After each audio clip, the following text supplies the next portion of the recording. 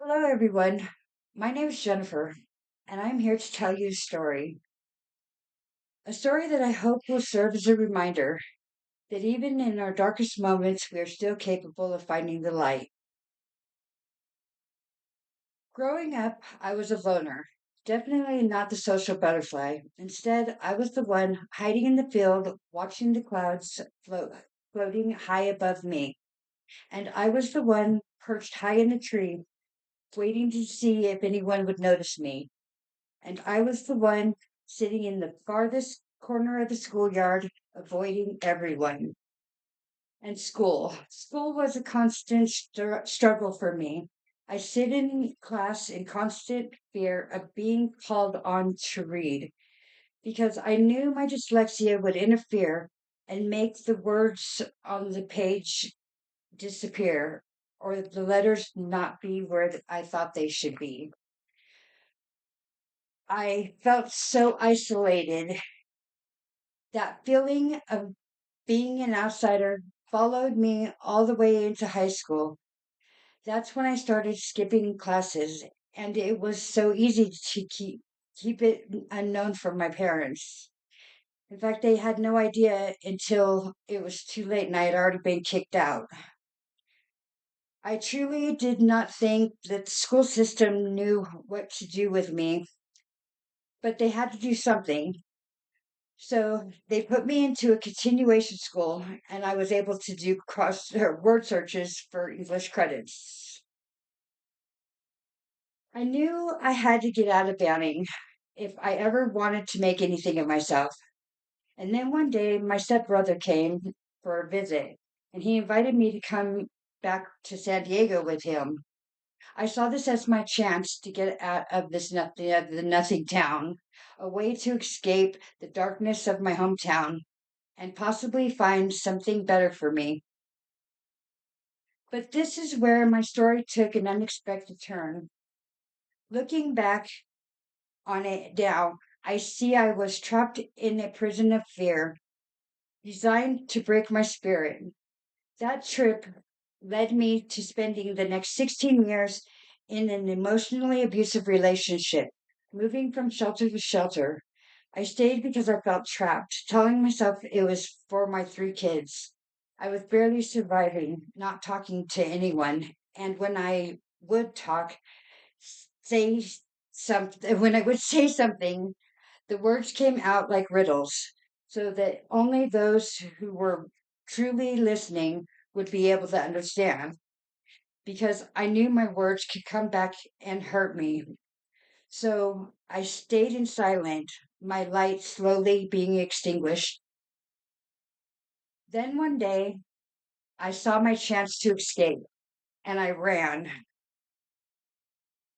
leading me to this part of the story, to my final part of the story, when my life shifted to recovery and purpose. It took years to find myself. At first, it felt like I was still in survival mode, just existing. But then one day, something shifted. I looked up at the sky and I saw the clouds falling instead of floating like I had remembered. At that point, everything felt real. It was like the world went from black and white to color. I realized that how much I had missed. I had been so focused on making sure my kids got to have a childhood, even though we never had a home.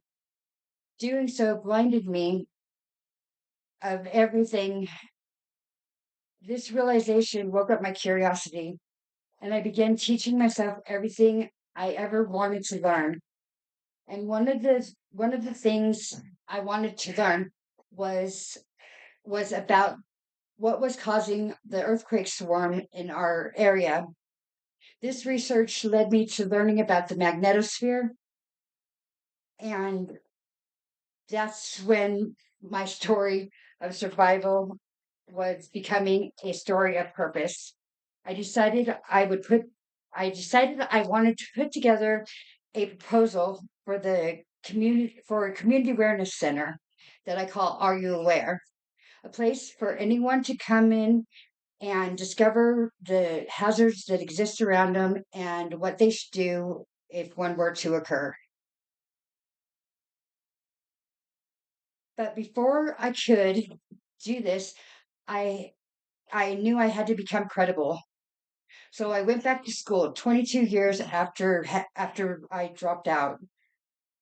I started off enrolling in the adult education program here in Reno, and I spent 2 years printing out every page that I could and teaching myself everything that I could think of to pass the GED.